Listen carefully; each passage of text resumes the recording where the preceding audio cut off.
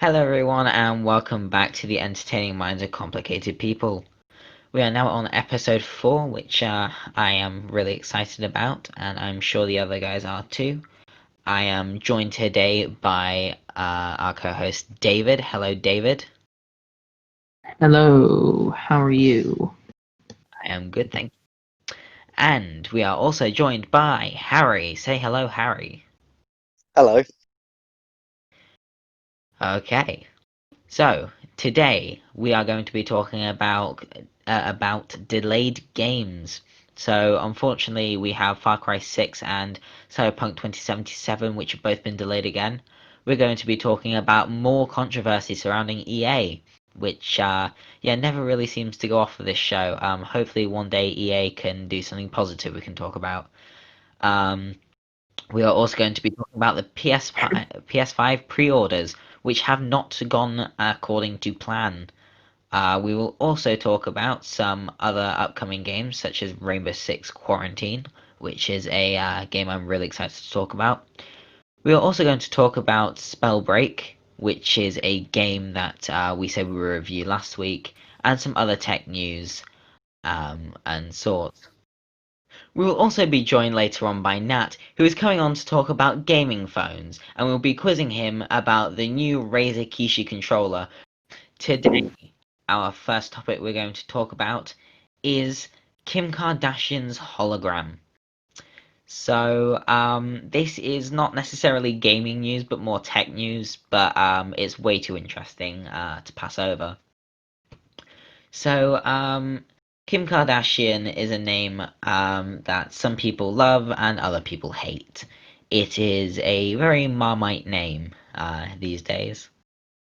Obviously, only British people will understand what I'm talking about, as you know, Marmite is a very niche thing.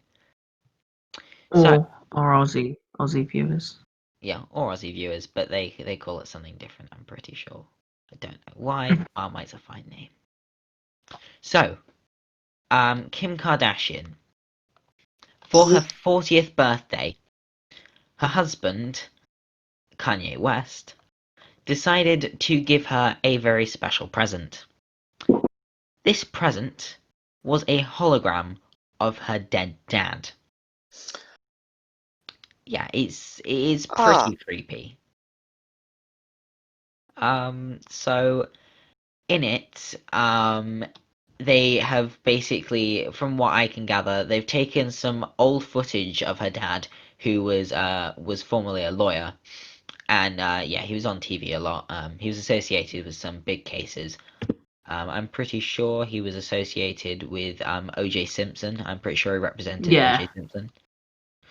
Either way, he was on TV quite a lot, which meant that they had a lot of footage to use to piece together his face, and they also got some of the old audio recordings and they sampled that, put it into an AI, and the AI basically just created his face and voice. Um, So it is, I think, personally creepy because in it, Kanye's basically got the dad to say everything he wanted.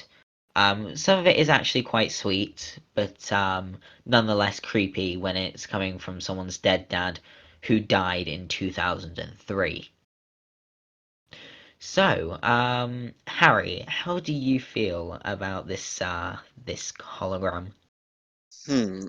It's the the gesture is sweet, yeah, but why they why the dead dad that's been dead for bloody ages? Yeah. It's like It is quite weird. it it's that it's sweet, yeah. That's nice. But I mean, if it's if they've recently passed away and it's a way of having them remember, like as like that sort of thing, yes, all for it. But there's a certain point after there's like I mean after a certain amount of years you don't really need that. It's just It was a 40th birthday gift though, and he wanted to get her something special, something she'd remember for the rest of her life, and he did just that. But I don't know if it's in a good way though. well, she, from what I've seen on Twitter, she seemed to enjoy it, and she seemed that to like it and think that was a very nice gesture, which it is. But not Yeah. everyone's cup of tea. And also in it, um, Kanye got the dad to say, you married the most genius man in the whole world, Kanye All West. right. All right. It okay. It was a nice thing until you said that that's what he got it to say. In which case, it deserves to burn in a fire. Well, afterwards, it did actually follow up with like, and you're the most like genius, not genius, but like great daughter or something. So it did also compliment her, but yeah, Yeah, it's but mm, the complimenting the when it compliments the person who bought it yeah, I think it was a bit is a cheeky. bit. Uh, I mean, how do you feel about this, David? I personally think it was a really cool idea for a gift. And I really liked it. I think it was really heartwarming for Kanye to do for his wife. I mean, as we said, it's not everyone's cup of tea, but Mm. there are people that like it, and I can completely see why. But if my dad, well, if my dead dad, when he does die, let's just clear this up. My dad's not dead. Um, but if someone did like give me a hologram of my dead dad, and it was from 17 years ago, I would be a little bit freaked out because like I don't know how Robert Kardashian actually sounded, but the picture, like the hologram, looks exactly like him. Really creepy detail, and it's I'm sure as well the voices are pretty matched up as well, considering this the face as well. Just weird, creepy.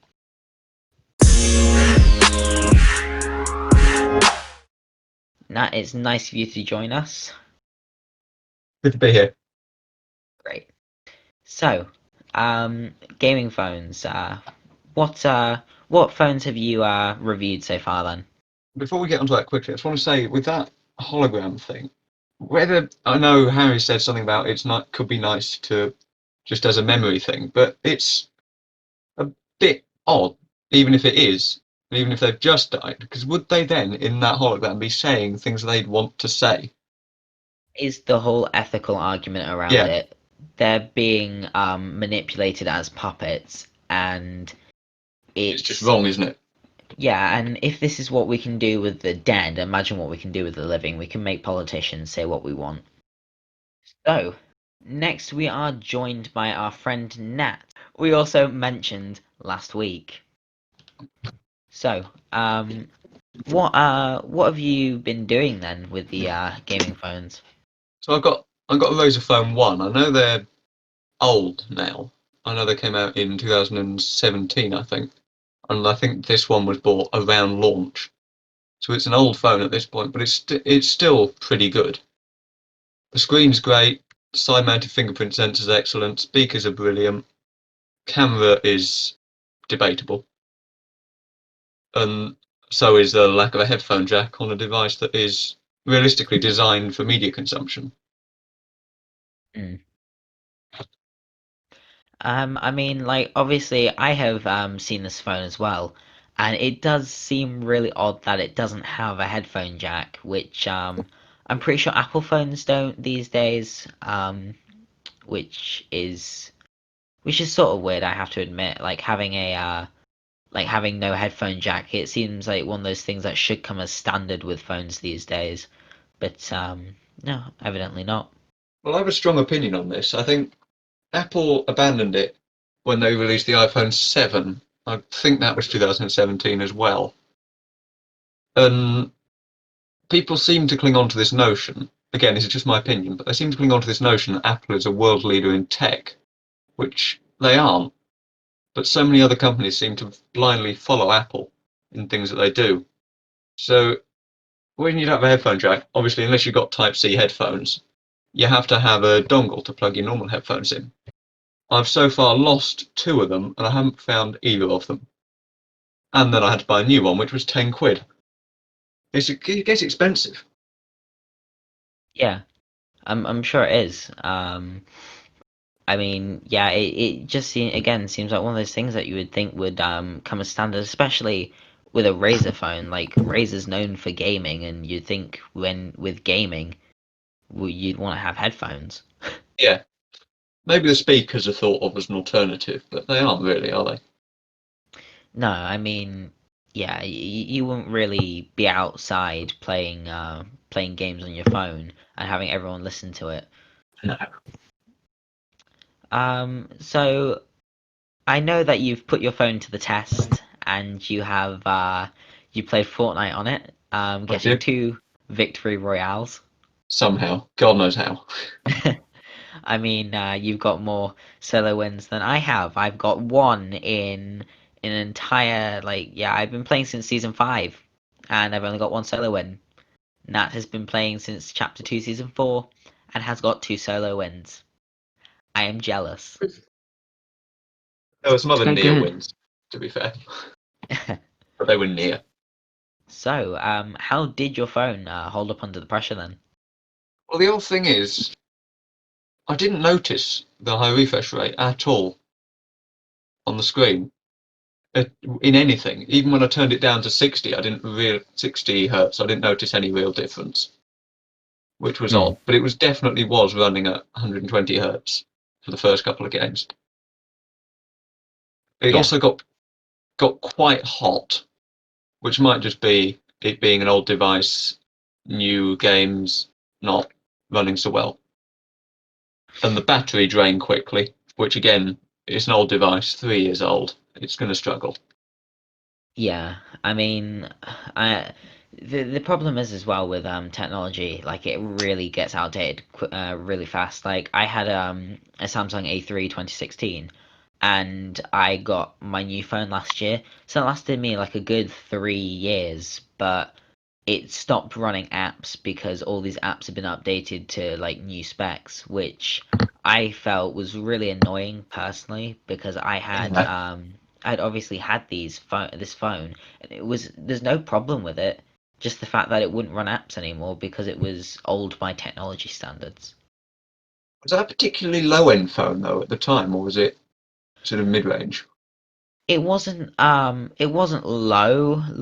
but it wasn't like a really expensive phone either. Like it wasn't high end, but it did the job, and I really can't complain.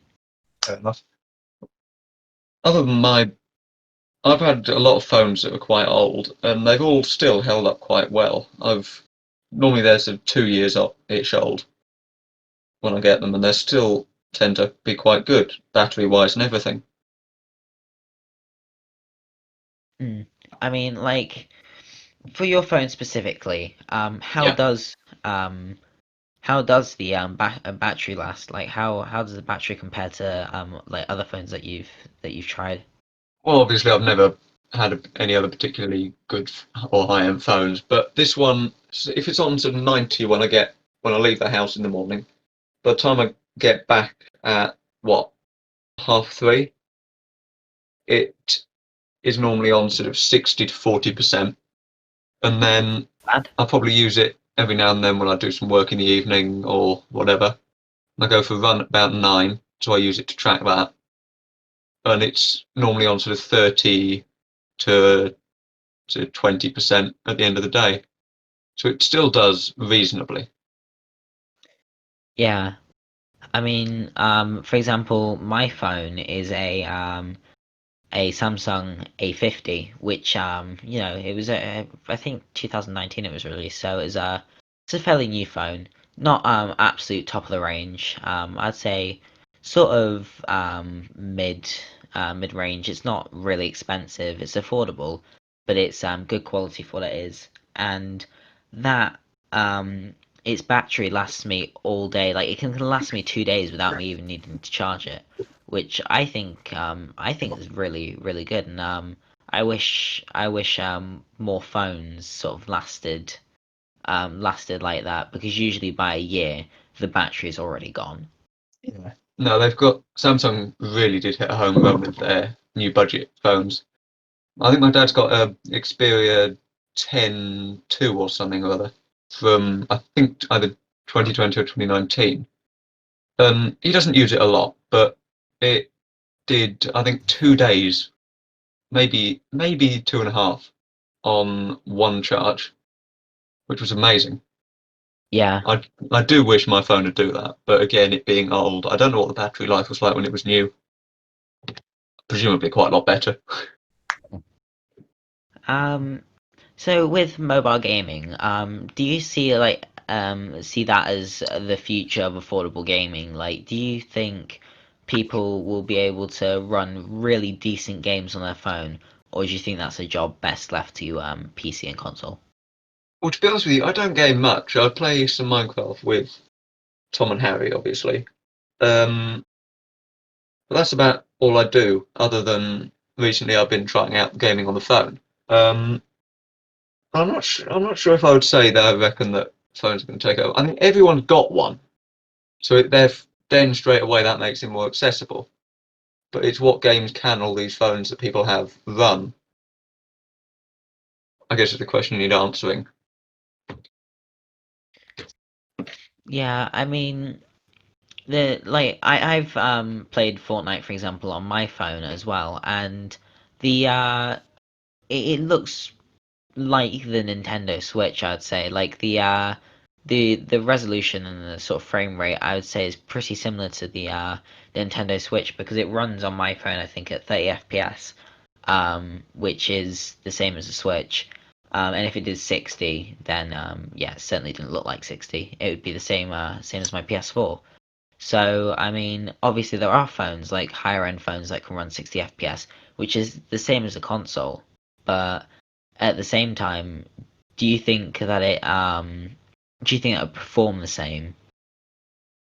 I haven't played console since it's been a good few years, but I think a high-end phone definitely can. I know a lot of flagship phones now, for example, the S20 or the OnePlus 8 Pro, I think it is. They've both got 120 or 144 hertz screens, and that's going to be amazing, I think. But I didn't notice a change at all between 60 and 120, apart from in menus, weirdly. Just in Android, not even in the games. That's pretty interesting. Mm. So onto the next bit. There is a controller that we mentioned last week, the Razer Oh yeah. Kishi, I believe it's called. Um, Kishi, whatever. All the same to me. So, obviously, we have all had a look at the photo of it, and it's certainly like last week we were all lost for words and really couldn't have said anything about it. Like it's still kind of mind-boggling to think that they basically turn your phone into a Nintendo Switch. So you've seen it, so how do you? What's your opinion on it? To be honest, I think I should have done a bit more research on this before coming onto a call. But I think for some people it's going to be brilliant. It will work amazingly for some, I think, but others it's going to be a bit. You know the Surface Arc mouse. Yeah, I think it's for some people it's going to be a bit like that. It's going to be sort of cool but impractical. I think it looks quite chunky. I think with people with smaller hands are going to struggle with it, and possibly even with the ergonomics of reaching all the buttons. Again, I've uh, not played on a Switch or used a controller for a long time, so I'm not really qualified to comment. But I think that's my sort of take on it. I will agree with you. Like it, I would say like it does look quite chunky. And if anyone hasn't seen this, I recommend you go like look up a photo on Google or something. It's quite an interesting thing to look at. When I first looked at it, I thought the controls were actually part of the phone, but as it turns out, it wasn't. It was actually a yeah, it was actually the phone with the controls attached to it, which is just quite mind blowing, to be honest. Like, I thought it was one solid unit, but at the same time, I don't know what's a good thing because it is kind of yeah, kind of chunky. So I mean, like David, after like last week, we've had a good chat about it. What's your opinions on the controller? Um, uh, well, I actually I had a controller like this for my phone. I'm not sure if it was actually the exact same one that I'm looking at now. I'm not sure. Uh, but I found that the buttons were just too small. They were just too small, and I couldn't. The controller itself was too small for my hands. It was really hard to play the games with. How do those buttons compare size-wise then to something like an Xbox One controller that I'd be slightly familiar with? Well, um, an Xbox One controller is pretty large. Yeah, an Xbox One controller is fairly chunky. I mean, Yeah, PS4 I think is more ergonomic, but that's just my opinion. Yeah. Um, Xbox players get used to Xbox controllers, PlayStation players get used to PlayStation controllers. It's really a preference. But yeah. it is like if you've seen a Nintendo Switch and how it has two different sides to it, it's basically one of those, and I think in size, I think I don't know. I mean, David says he's had something pretty similar. Like, how would you say, like, compared to a Nintendo Switch controller, how would you say that it compares? Well, I've got a Nintendo Switch, Mm. luckily, and the Nintendo Switch, the Nintendo Switch is it feels it's not much different, to be honest. I think the Nintendo Switch, it's obviously for children. Not direct. Yeah, It's not You mean? supposed to be for children, but it's aimed towards children. You yeah, know what I mean? So all the buttons are really quite small, and the main they're supposed to be for little dainty fingers, which I do not have. And so it's quite hard to play games like like Skyrim. Just it's terrible. It's absolutely terrible. And I play Fortnite on my phone with the controller, with the phone controller, and it's just not the same as an Xbox controller or a PlayStation controller. It just doesn't feel the same. The other thing I'm interested in about this laser thing is that it looks like there's no real way to adjust, at least from the picture I'm looking at, to adjust the size of the phone. Can you see anything, or What are you? no, I You can adjust the size of the I phone. yeah, don't think because you can. Okay, obviously hang on. all phones are going to be different sizes. I honestly don't know. It from what we're looking at, it doesn't look like you can extend it, but I'm pretty sure you could. There's got But to be a way. on the subject of that, if you have a phone case, because the in the picture that we're looking at, the phone actually doesn't have a phone case on it. So if you had and it looks like it fits really snugly. So if you had like a slightly thicker phone or had a phone with a phone case, I don't know whether that would impact it or not. I honestly don't know. Well, all Well, the, with the phone case, I'd assume you just have to take it off. You just have to take the phone case off, Yeah, I which think but would you suck would. because mm, yeah, you could possibly damage your phone. With like what happened with my other phone, when I was using the controller. But with thicker phones, I don't know how you would get around that, to be honest.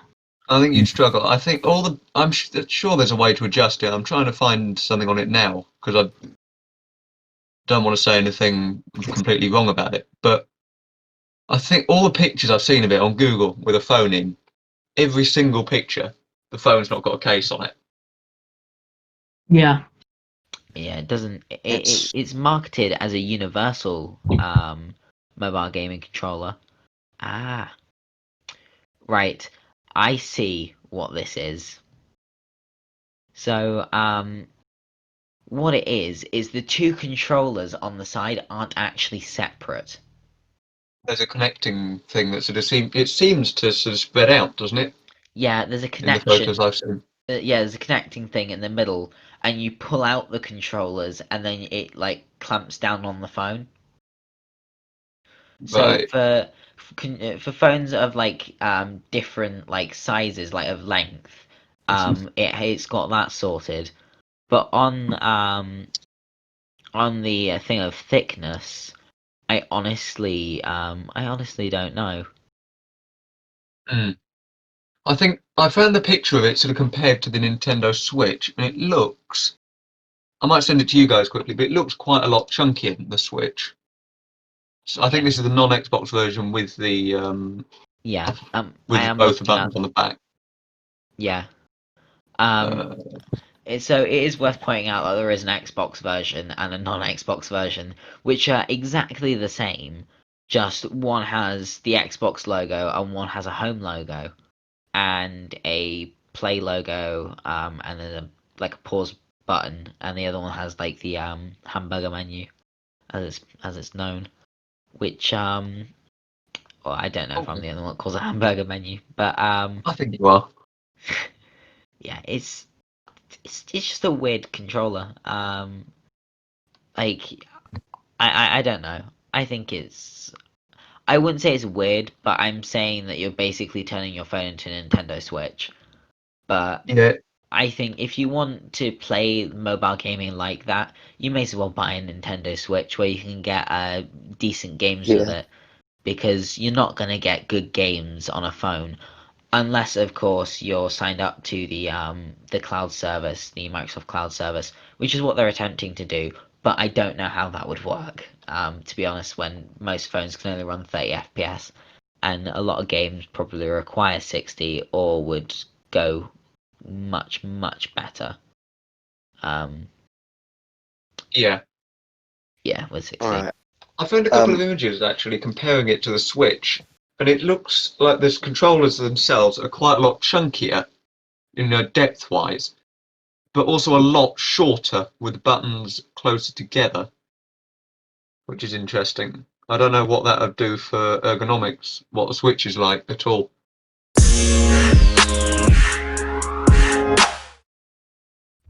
So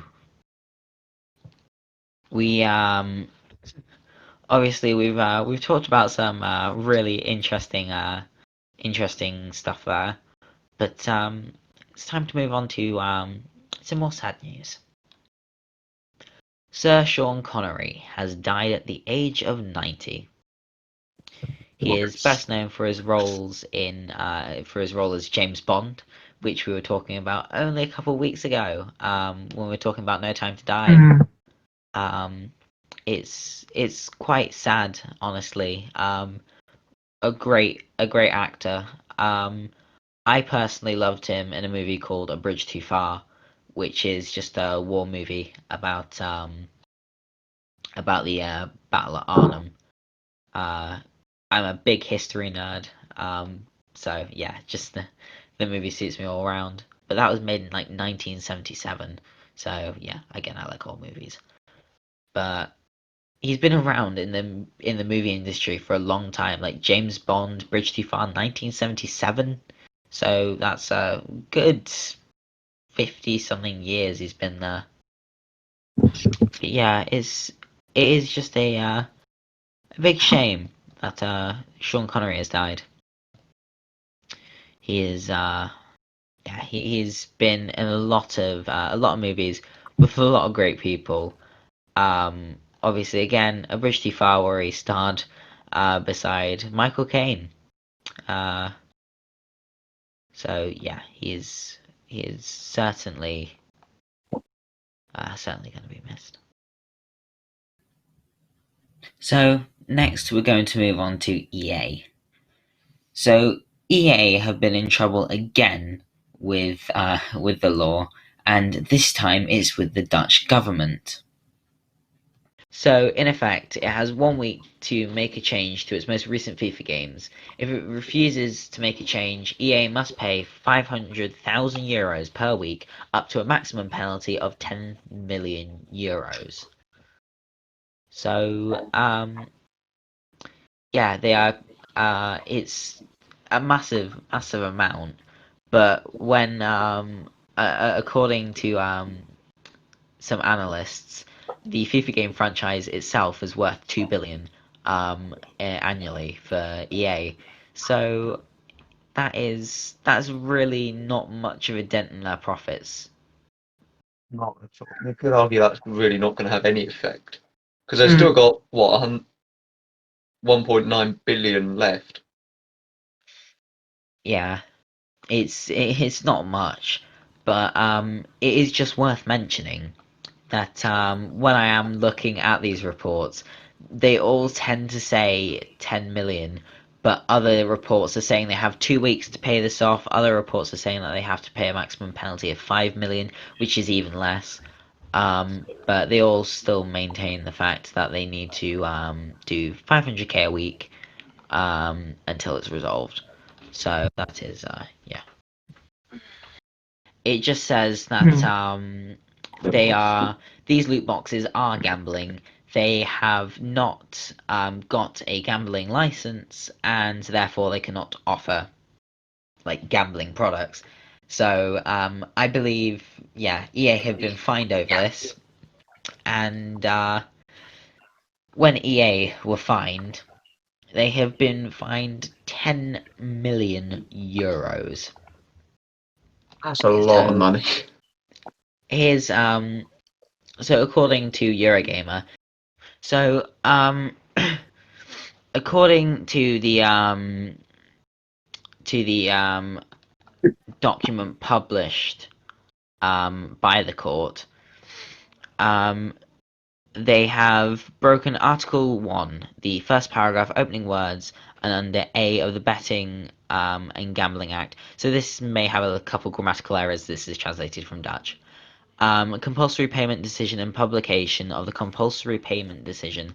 Plaintiffs offer a game chance loot box online that is included in a game of skill. The Gambling Authority (KSA) has rightly concluded that the definition of games of chance within the meaning of Betting and Gaming Act has been met. In view of this qualification, and in view of the prohibition of offering online games of chance without a license, the KSA is authorized to proceed with the enforcement. Correct use has been made of this power. The coercion decision is legal and proportionate. Risk of gambling addiction, etc. The KSA could reasonably have given the importance of disclosure of compulsory payment decision more weight than the interests of the plaintiffs. The appeals are unfounded. These loot boxes can be considered gambling, Yeah. and they So break a law. yeah, that's basically to sum it up. So yeah, following a ruling in 2019 in Belgium, Blizzard, Valve, and 2K Games all elected to disable their loot boxes. However, EA refused to budge until January. Let me try that again. It's also worth noting in Belgium, following the ruling that loot boxes were also gambling, Blizzard, Valve, and 2K Games all disabled their loot boxes in Belgium. However, EA refused to budge until January of 2019. So this that was ruled in 2018. This was only 2019 that they dragged their heels for. So uh, the ruling was September 2018 to be exact. So they dragged their heels for a fair amount of time, getting more money in Belgium until they finally removed it. Probably because the Belgian government actually threatened them, which really wouldn't surprise me. So how do you feel, David, about the fact that EA are again in hot water for the same things that they've been in hot water for a very long time, and yet still are so stubborn to budge?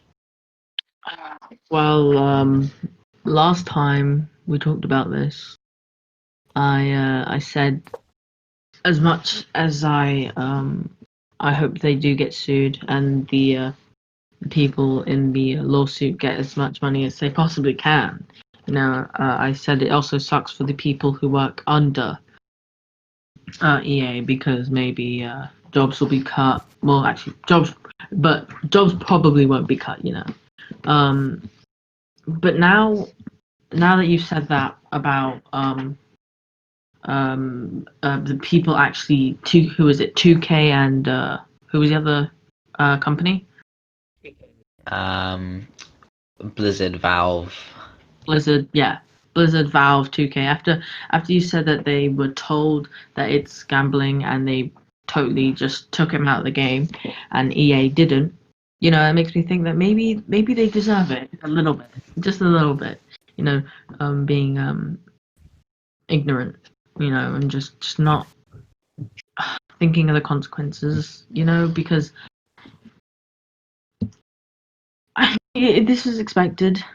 We've been saying this since what 2K? No, not 2K. FIFA what 15, FIFA 16, that this is gambling and this should be illegal. Now it is illegal, and only now they are facing the consequences of their actions, which suck. They should have happened ages ago. Yes. If the entire franchise, as I think Marcus said, is indeed worth, what was it, 2 billion? Million US dollars. Yeah. I don't know what 10 million euros is in dollars, but I presume it's not too far off the same. That is not, I wouldn't have said, a hugely noticeable sum of money. Maybe I'm wrong, but I think they need to be they need to be punished in a way that they will actually notice. Mm. Because that's like taking a penny from Bill Gates. Yeah, exactly. It needs to it has to have a crucial effect on the company. Otherwise, how will they learn? Well, exactly. And didn't you say that there were other companies? I think Blizzard was one of them who did follow what they've been told to do and take it out of the game. They did, and that's why I have a lot of respect for these companies who, although they implemented them in the first place, they did they did admit mistake. They did go, oh well, yeah, we messed up here. We're gonna like change this because the law says we have to. But yeah, they I think learned from the mistakes, but although they are still in games, but I haven't seen them as much in games recently. They've seemed to move from loot boxes to battle passes, I have to say. But 10 million euros at time of recording is just over 11 million US dollars, so it's closer to 12. So I'd say it's about 12 million US dollars, so not that much more, No. and yeah, not a dent in their profits from that franchise alone. Yeah, I think. Oh, hold on, I forgot what I was going to say. I think that you shouldn't really have respect for other companies having followed this law, though, because I disagree with gambling on principle. Maybe I should, maybe I shouldn't. And I don't think people should be respected for following laws. That should just be a standard thing that people do. Yeah, fair enough. What I respect is the fact that they is that I haven't seen them as well in recent games. I haven't seen them implement loot boxes. I've not seen them take them out of their games either, but I haven't seen in recent games. I haven't seen loot boxes make a reappearance. and I think that's them sort of going, do you know what? It's not really worth it, So, and sorry, are we talking about EA here? we're talking Yeah. about yeah, we're still talking about Well, EA. We're talking about like other companies who have made mistakes as well. Like I'm saying that other companies have admitted that loot boxes are bad and have basically haven't implemented them in some of their new games. Although I'd have to fact check that. well, because now that I realize, Apex Legends has had literal loot boxes in their game since season 1, and they've just basically just taking it out of, I believe, the Belgium servers, but they're going to keep it running in Yeah. in all the other servers.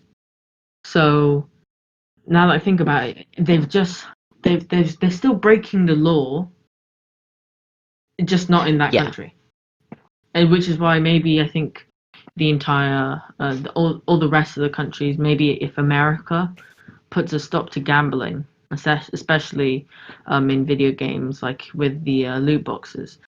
Maybe this will have a huge effect on the culture of Yeah, games. You know. and I mean, like, whoops, I shouldn't say that. And Harry, how do you feel about like other companies and loot boxes?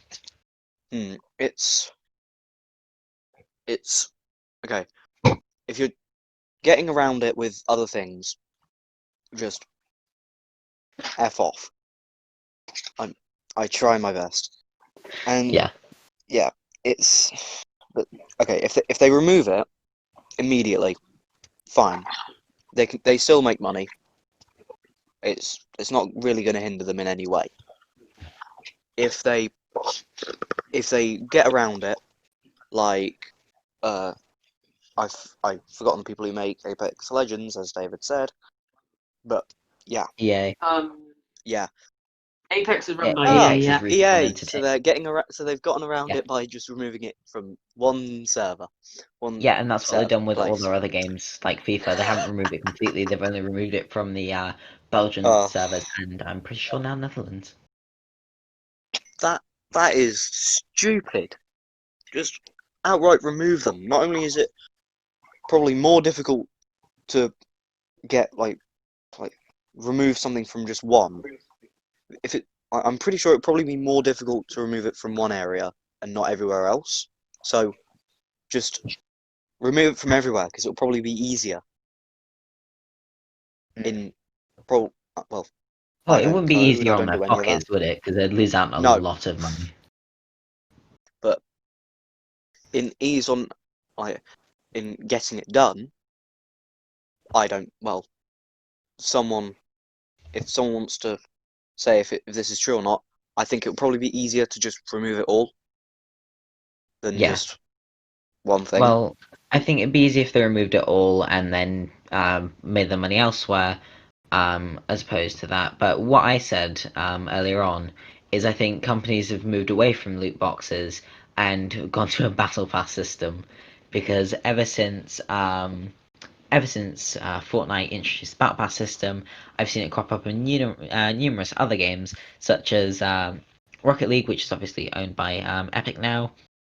Uh, there's also Rainbow Six Siege has literally added a battle pass like this season, I believe it is, which I don't really like. I don't think there was a need for it. It felt kind of forced. But that's a game that's been out for years and has only just introduced a battle pass. Although they still do technically have loot boxes, which are alpha packs.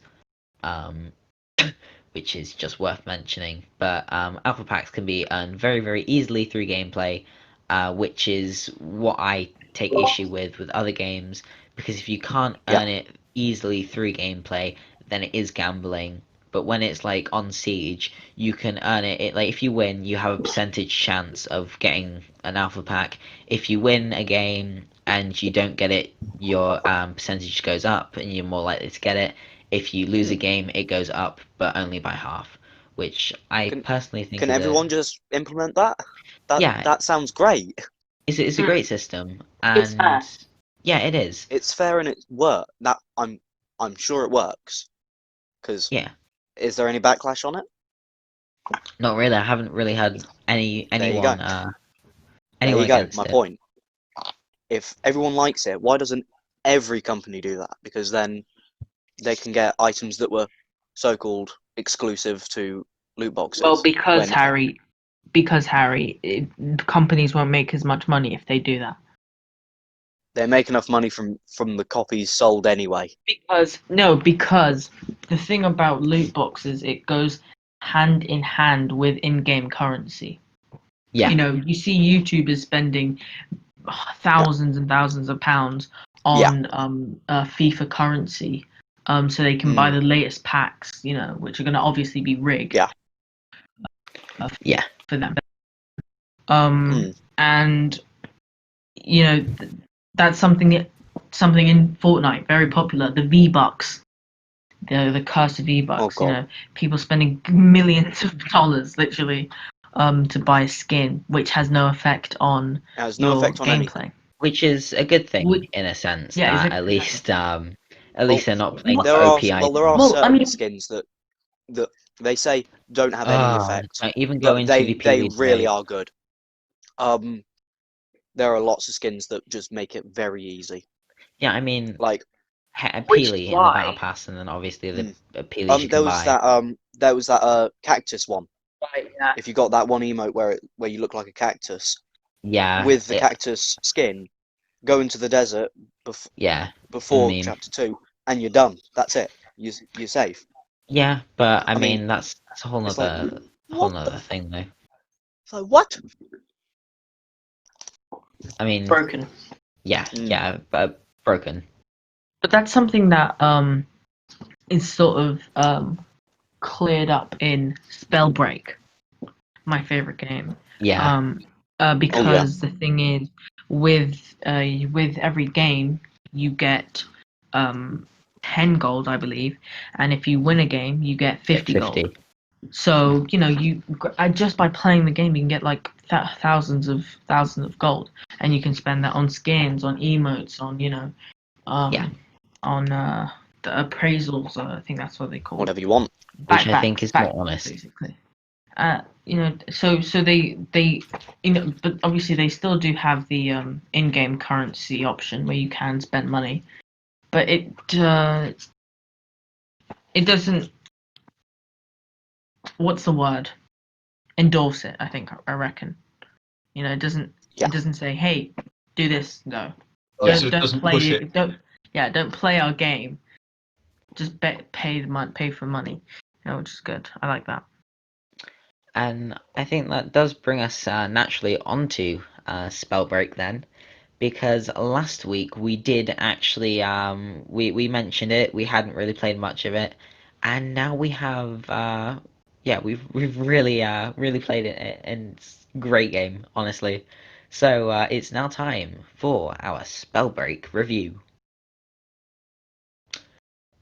So, as this was David who first introduced us to the game, I think it's best if I let David lead this conversation.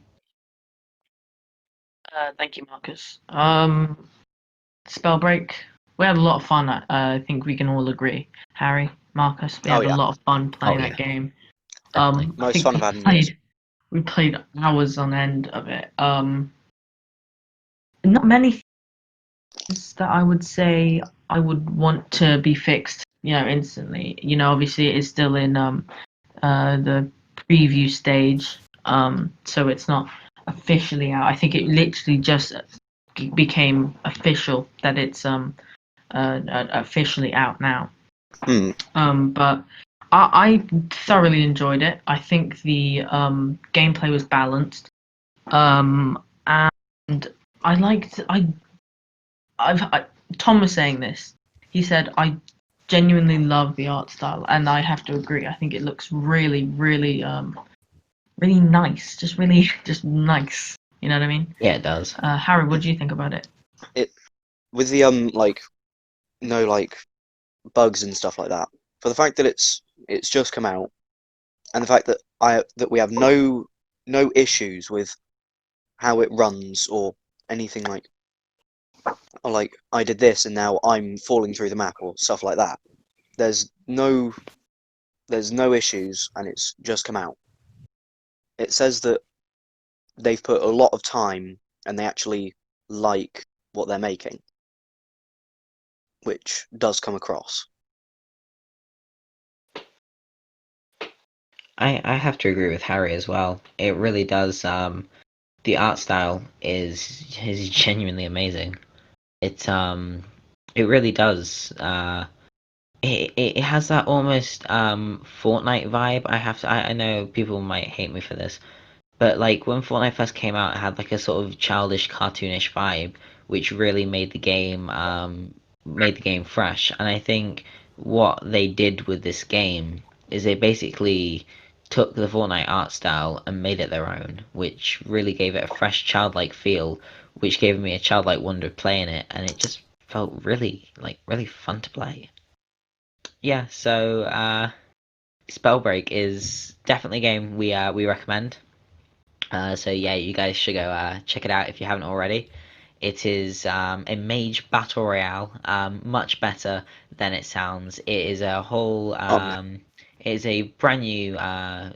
It it's it brings new cards to the table when it comes to battle royale, and it completely revamps the battle royale genre. And it is out now. And it's available on the PlayStation Store, Xbox, and on Steam. So yeah, if you get the time, want to go find a new game to play, it's free to play. You should definitely go check it out. So speaking of people needing new games to play, we have Rainbow Six Quarantine, my most anticipated game of like yeah of all of next year. It genuinely it looks so good to play. So they haven't really announced much about it as far as I'm aware, but it is an extension, I believe, of the outbreak that they had in Rainbow Six earlier on. So like earlier on, a couple seasons back, they had a limited time mode called Outbreak, and what it seems they've done is they've basically just built on top of that and made a whole entire game based off an LTM, which is not something you hear every day. But it looks really good. So unlike Rainbow Six Siege, it appears to be a four-player PvE where people will have to extract teammates from what it looks like in a zombie infested place, I guess. I really don't know too much about the game in terms of gameplay, as not much has really been said about it. But I have checked on the Ubisoft website, and it is marked as being released in March, March 21st, 31st, something like that. Ooh. So not too long. Yeah, not too long Alright. into the It console generation. yeah. I think it's The gonna be. the description that you gave gives it like Fortnite Save the World vibes. Yeah, it It really really does. it feels like a it. Yeah, it's Yeah. yeah, it genuinely looks really visually it looks great. Hmm. You get introduced back to some of the older Siege characters. So it's nice to know that Rainbow hasn't fully disbanded and we get to keep some of the Rainbow characters. Um, so yeah, we get I believe you see Ella in the trailer, which is really nice to see make an appearance. So yeah, not really much else to say on the game, but I suggest that you go check out the E3 trailer. Um, yeah, really interesting stuff. So, Ubisoft games. Picture this. You're excited for a new game that was supposed to be released last year or at the beginning of this year. then imagine it gets delayed because a game is very, very poor and they don't want to mess up with the other games. Now imagine that game gets delayed again due to the ongoing situation. The game I'm describing, of course, is Far Cry 6. Far Cry 6 was initially going to be released on the 18th of February 2020. Unfortunately, it got delayed due to the underperformance and the absolutely abysmal release of Ghost Recon Breakpoint. So, yeah, it got delayed, and obviously it's a shame that people were really looking forward to that game. And yeah, Ubisoft basically released a trailer, and they were like, "It's coming out soon," and everyone's going, "Oh my god, it's coming out! It's gonna come out soon!" And then it's been delayed again. It's yeah, it's not very not very nice to tease people with a game and then just pull it out. Obviously, I would rather a game be very good than Rushed. yeah, then it be rushed. So they put out a Twitter on the Far Cry 6 Twitter, and this is their statement. Earlier this year, we introduced you to Far Cry 6, the most ambitious game in the series to date. We promised an immersive fantasy to lead a modern-day guerrilla revolution set in a rich and exotic world, filled with memorable moments, killer characters, and an epic story.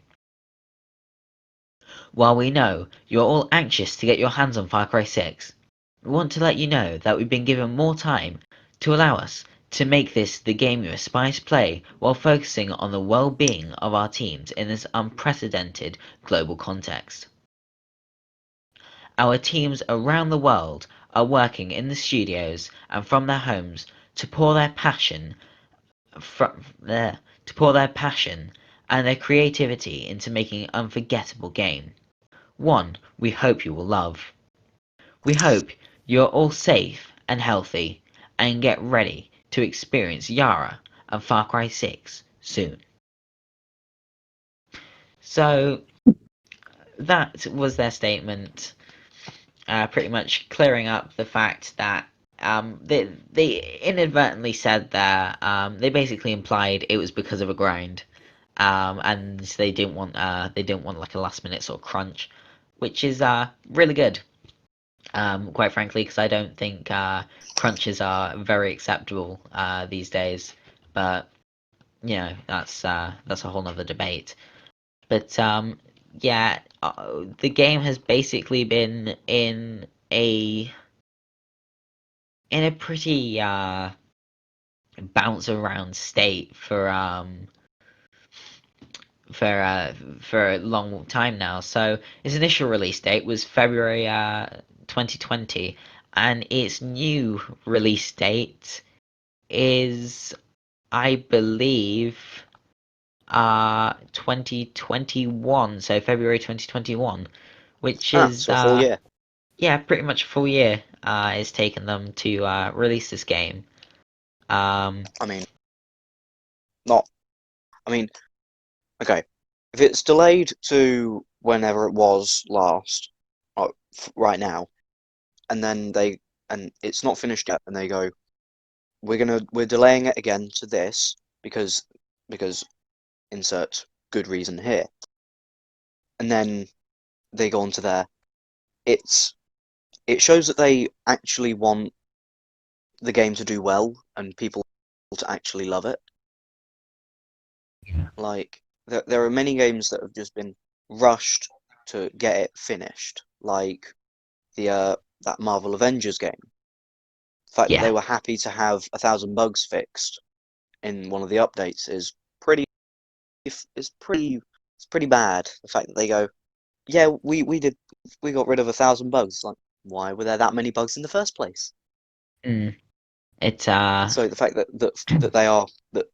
Ubisoft are trying to make sure that the game is polished like perfectly or close to, so that everyone will have a great experience and it will just be a good game. yeah. I mean, I really see what they're aiming for. I really hope that's what they're aiming for as well.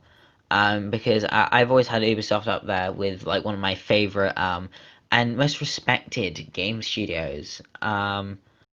Like they've never I've never really seen them do much wrong, and I've never really seen them wrong their community because they're always really quick to apologize and to make up for what's happened. And I think that is a good sign, really, that there is a gaming company out there willing to push back their games no matter how much people are expecting them. Because Yeah, like modern day people are going, oh, my game's not released, and oh, I'm not going to buy from you. But that's really not what it's down to. It's not down for whether it's people have going got to to, be patient. yeah, it's, do you want a really bad product or do you want a decent product, the best of the best product, and actually, No compromises yeah, no on anything. compromise. Exactly. You don't want you don't expect to pay £60 for a game and have it be a compromise. Like you really don't. It's when people go, "Oh, the game's not going to be released. Then I'm not going to buy it now." It's just very stupid because they've if you've been hyped to play this game and then you have to wait a couple of months at least, maybe a month to maybe 4, maybe even 5. It's like, oh well, I don't get to play it now, but I get to play it then, which means I'll still have as much fun when I'm playing it, just not in the moment now. Yeah. And It's just like looking at the official release date, it is to be released on February 18th, 2021, so exactly a year after it was supposed to be released. So I think it starved us of some really, really good games that could be coming out. Like I've felt so bored recently, not having many games to play. I've recently dug out Ghost Recon Wildlands and decided to replay that with a friend on Ghost mode. So permadeath, yay! yeah. It's actually pretty fun. There's there's a game I've been wanting to play. It's fairly old. Subnautica from Hmm. and I've watched I've watched two different people's full playthrough multiple times. It's a great game. You should definitely try it. Yeah. So I need And for to those, just oh yeah, yeah, for sorry. those who don't know what Subnautica is, it's basically a survival game on a completely different planet. I believe the planet is 4546b. Don't quote me on it, but I think it is. And you're basically surviving on that planet, but it's all underwater except for two islands and the ship you arrived on. And then the story progresses, and that's all I'm going to say. So, I'd just like to quickly make a correction. Earlier on, I said that Rainbow Six Quarantine is a four-player, but it's actually a three-player Oh, squad-based okay. tactical FPS. So, Why the isn't it a official, trio based? Why isn't it a trio one, not a squad one? I think three squads seem to be the standard now. So I mean, trio. here's what they say. Tom Clancy's Rainbow Six Quarantine is a three-player squad-based tactical FPS where your team of Rainbow Six operators will face off against a mysterious threat infecting human hosts and their surroundings. So it's basically the Fortnite Save the World and like zombies from Call of Duty. In a It's like a sense, mix of the the it's got like the gameplay like mechanics and stuff like that, not the building obviously, of the Save the World, but then it's got like the graphics and the guns and stuff like that of like Black Ops, well, not Black Ops, but zombies in Call of Duty. Mm. So when you say it like that, when's it releasing? Because I want to buy it. So the official release date on the Ubisoft Connect website is March 21st, 2021. So it's maybe a month after Far Cry 6. Ooh, So it doesn't actually say that it's being released on PS5, which is weird because I do believe it is. It's just not logged on their website. But okay. one thing they are actually starting to do, which is really a conversation for another day, is that they're linking progression. It's cross progression. So if I was on Xbox, for example, and then I Don't. played on an Xbox, and I went over to my PS4, I'd keep all the progress I'd done on the Xbox onto the Ooh, PS4, and same with PC. oh my god. And they're doing that with a lot of I their love that. they're doing that I with a love lot of that. their recent games. They're starting to do that with a lot of them, which is really really That is helpful. brilliant. There's no other word for it. That's just brilliant. Yeah, but speaking like so, just delayed games though are really kind of upsetting to people. And again, another delay game is Cyberpunk 2077, which has yet again been delayed, which is What one now? Wait, to what date now? so Cyberpunk 2077 has been I've I heard of it a while back, never really knew much about it. I've probably heard of it for about a year. Yeah, Yeah. it's been being made by CD Projekt Red, which is a very reputable company, and yeah, they the release date is 10th of December. So yeah, it's I don't know. A Hmm. lot of I think a lot of other games are being moved to December, which is a good thing and a bad thing. For example, Phoenix Rising is going to be December 3rd. So I don't know whether Cyberpunk 2077 could be completely excuse me, could be completely sorry, hiccups. Could be in there, could be completely overshadowed by that release date. Because obviously a lot of people are looking forward to Phoenix, and so are people of Cyberpunk. So I don't know whether Cyberpunk's got enough attention already to really sort of keep its lead, or whether people are going to be more interested in a fantasy sort of looking game that is Hmm. Phoenix. I mean, I haven't heard of the other one, if I'm honest. But yeah, it was. the amount, I hadn't like heard of it all of the before, to be stuff fair. that happened with Cyberpunk 2077 is there's not many games that can overshadow, in my opinion, because the fact that it's been delayed again means there's going to be more people getting excited about it when it does eventually come out, which means that's going to build the amount of people. So even before, it was probably not going to be overshadowed anyway.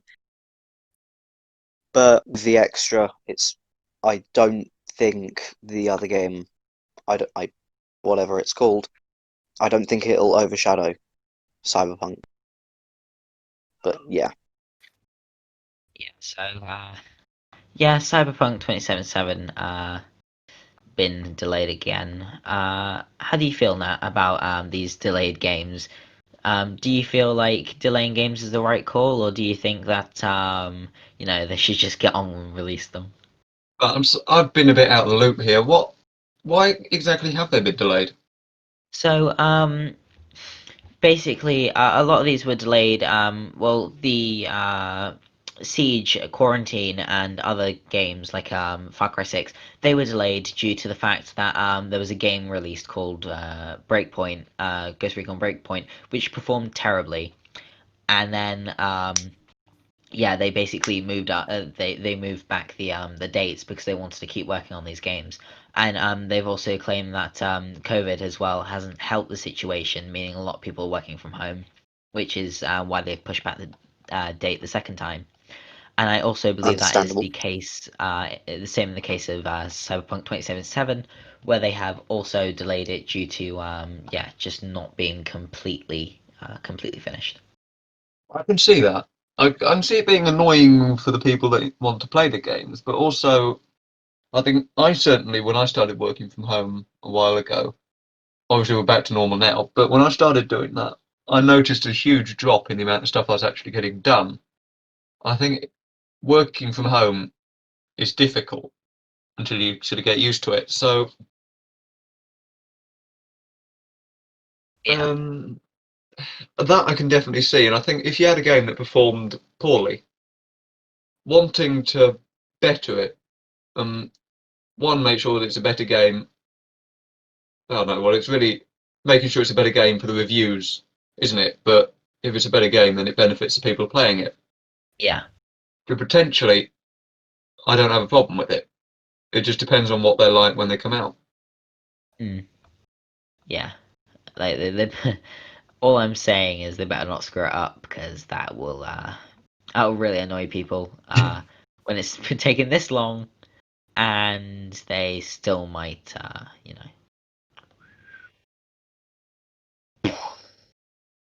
that a lot of that A got lot cut of that. out because of the noise suppression. Um, Damn. yeah. Finally, we No. have the PlayStation 5 pre-order fiasco. Hmm. Not too happy about this. So obviously, as a new console generation comes up and is very quickly approaching, by the time this comes out, it'll probably be a week until it releases in the UK, a couple days until it releases in the US and I believe Japan. Ooh. Um, Why do we get it late? That's a good question first. yeah, so the PS5 pre-order, they haven't really helped themselves. So basically, Sony said after the PlayStation 5 launch, they went, "We will not, we will not release pre-orders on a moment's notice. We will tell you in advance." And but so November 19th. So yeah, it's coming up. It's coming up. It's just crazy how like these are all sold out,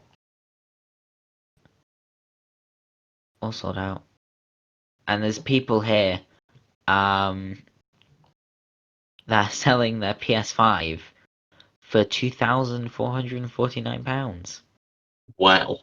which is three times the Phew. original asking price because people are so desperate that they actually want to, yeah. People, if people spend that much, that's a bit too far, if I'm honest. It's Right, so sorry. Here is yeah, no. the right, so this is Curry's PC World are selling their are being selling their PS5s for £2,449. Here's the Wow. catch. Curry's PC World, and this is according to Tech Radar, Curry's PC World is listing limited PS5 consoles to buy for £2,449, which is more than three times the original asking price. However, if you visit the website, you might be confused to see both the base PS5 and the digital edition at such a high price. Um, however, um, if you check the products, you'll notice a deal available, which states that this is for customers who have a discount code. Once they have received as part of a priority pre-order sign-up, a note on the product page indicates that customers with a discount code will be able to knock off £2,000, meaning you'll be getting it for the original price. Bizarre. That's just an overcomplicate of going. The pre-order people will get their consoles at the right price, and and when they when they first wanted it, while the people who didn't either have to wait for the price to go down, It's like, what? And then, or just go for it and just buy it. Then it's like that. I mean, it's worth noting. Only customers who opted to spend the £5 deposit were the recipients of these special discount codes. So yeah, they got the £2,000 plus £5 deposit return, and they brought down the original asking price. So it's these people that have put deposits on this for pre-orders have been given like a £2,000 discount code to buy this. Although I'm just putting it out there, couldn't you use this £2,000 code to buy other things? Yeah, I just wait for the console to go down in price. And Or is this then only free $2,000 to spend on whatever the hell I want. yeah, or is Well, it just yeah. PS5? I don't know how the website works, to be honest. Ugh. Can I just say a couple of things quickly?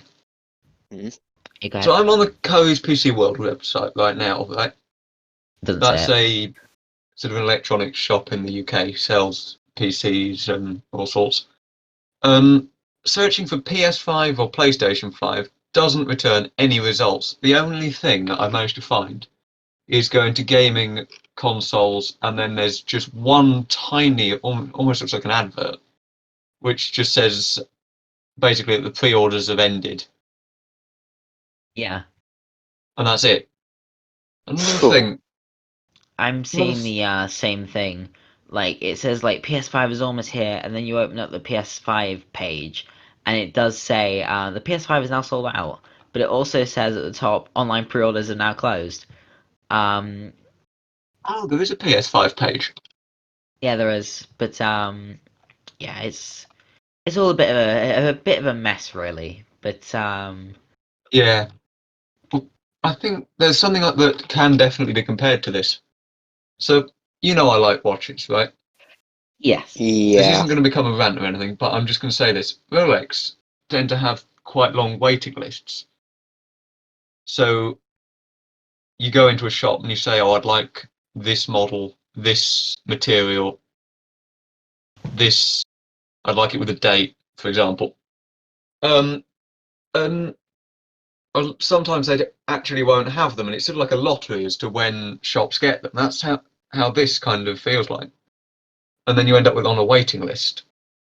But perhaps what they could do is put out pre-orders way before the release, like several months before, to give them a chance to understand what the demand is and to produce as many as they need accordingly.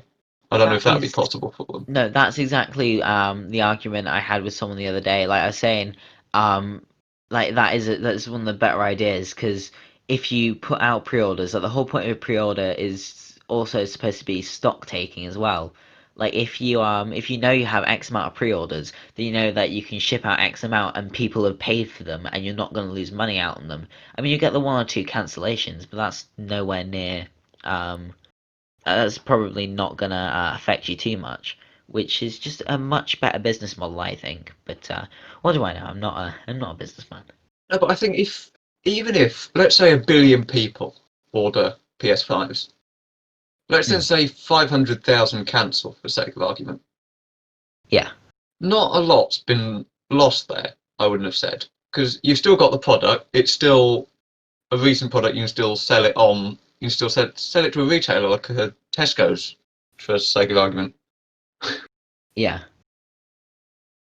That's a terrible point, but Well, exactly. Like all the access consoles that you have left over, because that's only the pre-orders. So all the consoles you don't sell, and all those cancellations just get shipped out to stores.